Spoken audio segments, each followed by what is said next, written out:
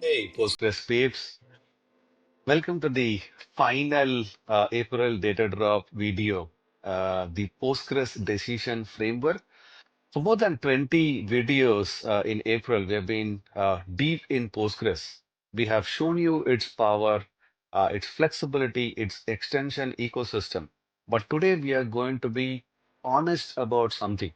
Postgres isn't always the right answer. Knowing when not to use Postgres is just as important as knowing how to use it.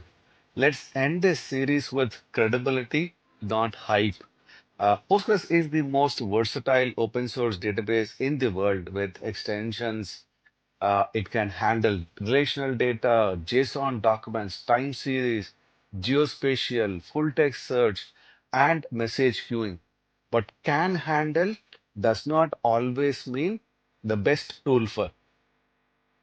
Every technology has a sweet spot, and knowing Postgres's boundaries helps you make better recommendations, better architectural decisions. A team that understands trade-offs earns more trust than a team says just use Postgres for everything. Let's look at a few customer stories. I've got a startup tried to build a real-time social graph in Postgres using recursive CTS. At 10 million edges and friend-of-friend queries took 30 seconds. They moved to a GraphQL database near 4J. Postgres stayed for user profiles and transactions. Next one. A team used Postgres for caching because why add another service? At 50K records per second, the now connection overhead was killing them. They added Valk for the cache layer and Postgres stayed for all the persistent data. Last and the final story I have. A data team used Postgres for analytics, and they looked at a 50 GB of event data on a week-on-week basis. Aggregation queries took minutes. They moved analytics to ClickHouse. Postgres stayed as the operational data store. In all the three cases, Postgres remained the important part of the core. They just stopped asking it to do things that other tools can do better.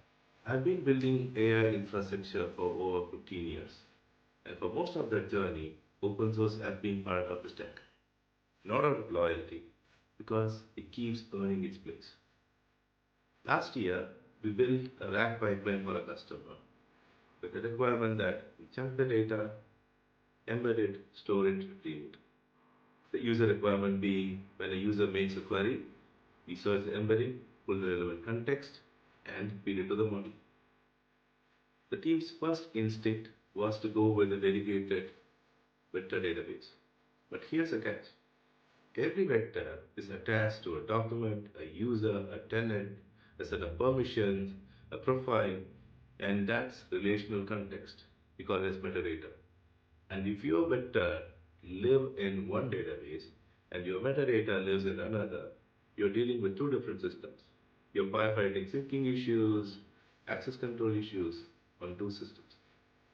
So we decided to go with PG vector, embedding stored in the native column, vector search, hybrid search, metadata filtering, all running from one single query. One database, one transaction, single source of truth. A few million vectors, sub 100 millisecond search, clients use case running flawlessly on their existing Postgres database.